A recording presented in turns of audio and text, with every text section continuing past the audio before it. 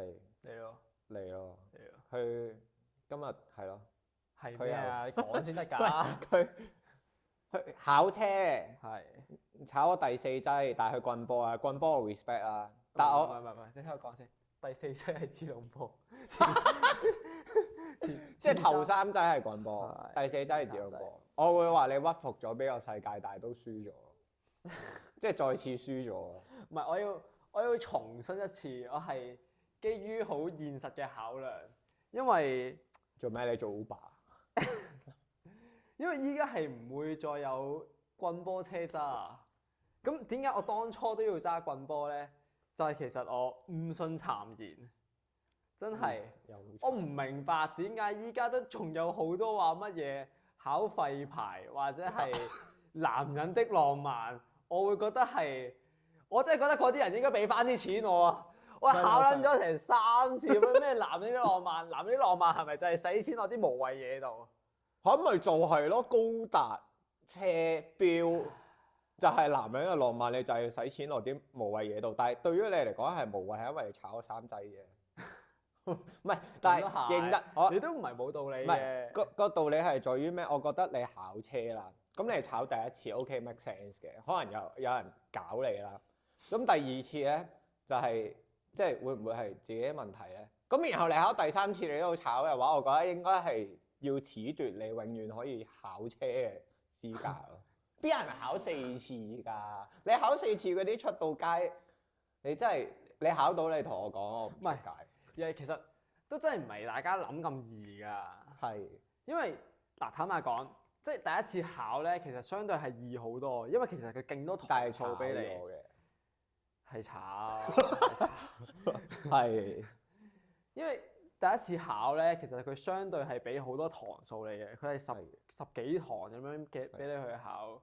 跟住你之後補考咧，佢就係俾7堂你考咯。佢仲要嗰啲，你仲要如果自己去補師中嗰啲堂數咧，佢嗰啲師傅又唔同啦。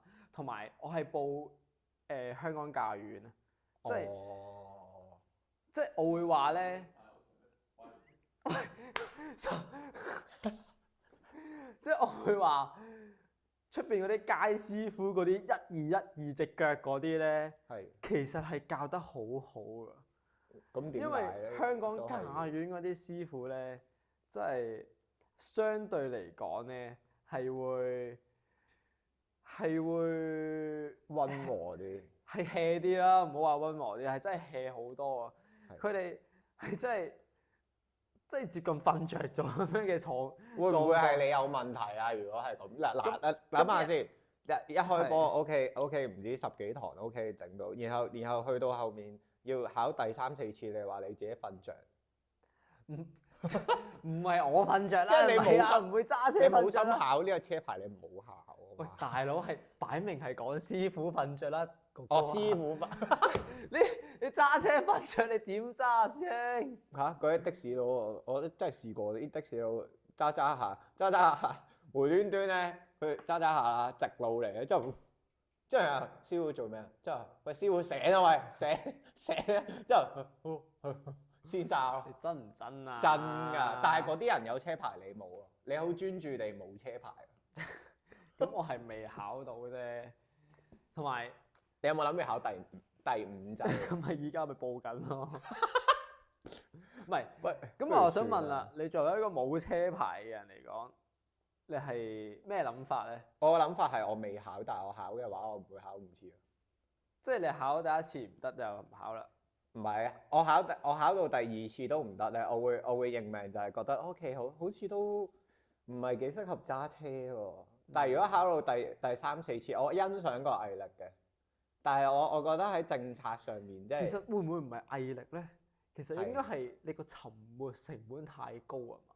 唔係你以投資嚟講咧，投資俾你係蝕到撲街冚家鏟。咁咪就係咯。如果你係去到嗰個沉沒成本都咁高嘅情況底下，你會唔會唔考啊？即係好認真講，即係你俾咗幾萬蚊去嘗試揸車，咁唔得你就唔係我會覺得係我唔會俾我自己考第3劑，我唔會輸俾同一個人 twice。咁係你依家咁講啫。唔係我一定第2次我都咁講㗎。賭幾錢啊？倒翻嚟考車嗰啲錢咯，我一定唔會炒。咁你話考到啫，咁我問你啦，咁你會考咩啊？棍波 sorry，睇開頭文字啲。係啦，係啊，希望大家贊助我去考車，去 prove 俾大家睇，係炒多過3劑嘅人係唔應該存在喺呢個世界上。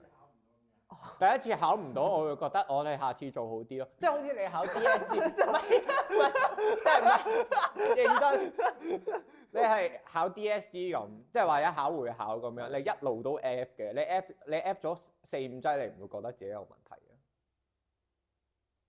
你講一次，你講一次。即係我考試，我永遠都考50分樓下，然後我再去補鐘啦，即係好似你講，你補唔知6定7粒鐘。然後再考都係50分樓下，然後再考都係50分樓下，我會懷疑自己資質係咪有問題咯？即係以小弟嘅感覺嚟講，就係我數學係好撚渣嘅，我數學係好撚渣嘅，但係我 DSE 係 pass 嘅，但係我都係一路考，一路喺度操卷，一路喺度食煙，一屌你老母，唔知喺度做緊乜。但係如果你一路考一路都炒嘅話，我真係會覺得係有個天分問題喺度。咁的而且確係，我冇話唔係啊。哦。你知唔知你炒嗰幾次係衰啲咩？哇，其實第一次我係，因為點解我係考到第3次就唔考棍波咧？因為就係其實嗰個我覺得嗰個極力子啊，好難玩啊。因為我係有考3次咧，佢都有剔我嗰個空波滑行，而我係唔知我係咩為之空波滑行咯，或者我係點樣空波滑行咗咯？因為我覺得我係揸得幾穩嘅，即係我梗係覺得我自己揸得幾穩啦。咁咪佢剔我都冇辦法㗎。咁而坦白講，即係我3次衰嘅嘢都唔係話空波滑行係最大問題嘅，因為我第2次係去到死火留後咁樣嘅，同埋即係我覺得揸棍波咧就我係已經係去到欣賞唔到佢嗰個魅力啦，係真係因為係真係好攰啊！即係我覺得揸車真係最緊要舒服啊嘛。唔係啊，我真係型啊，sorry。咁你而家未揸喎，你未考喎。我 GT 有世界我 GT 好勁啊，sorry。我灣岸都升爆咗添，係嘛？係嘛？你灣岸升爆咗，你咁有熱情，我你都我揸棍搞，波添啊！你仲要搞埋晒啲空波滑行，然後又漏後，點俾你過大佬啊？咁而係揸，我真係唯一可以忠告大家嘅就係，即係揸車實際為主啦，唔好太聽人哋嘅意見。即係如果你真係覺得你之後真係用得到棍波嘅，咁你咪去考咯。咁而喺依家呢個世界，即係邊有人揸棍波啊？唔係，但係你啱，波你都衰咗。你覺得自己有冇進步到啊？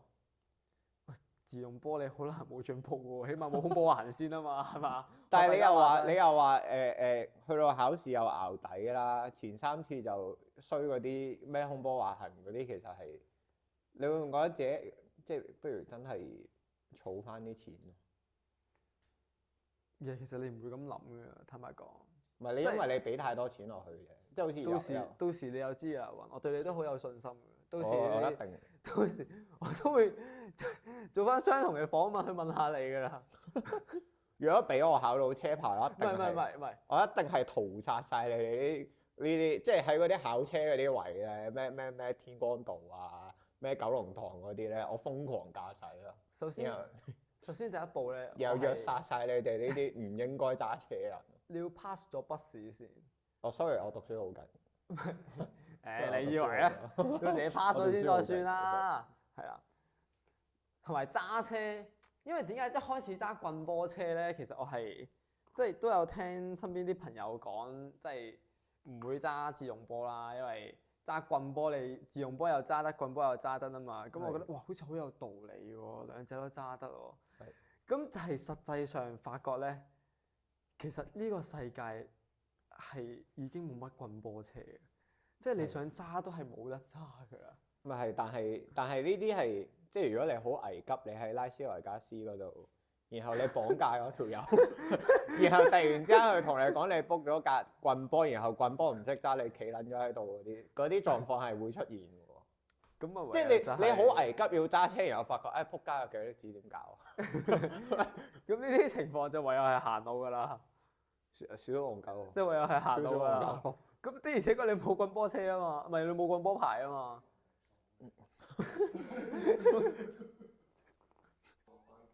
係啦，你邊有人炒3、4仔啊？老實咁我講，坦白講都係，咁我的而且確都冇天分咯。 train 得好好，同埋即係唔夠定咯。因為我都有問我屋企人嗰啲嘢，我老豆係揸棍波嘅，我問咗佢，我發覺係真係識揸車嗰啲人咧係好少識教㗎。佢就係同你講個心要定咯。咁你咪就係唔定你賴晒嘢咯。唔係啊，咁而係個心。但係仲要你考咁多劑你都唔定喎，會唔會係有少少啊？係咯。個重點係個心唔定，關個極力子咩事咧？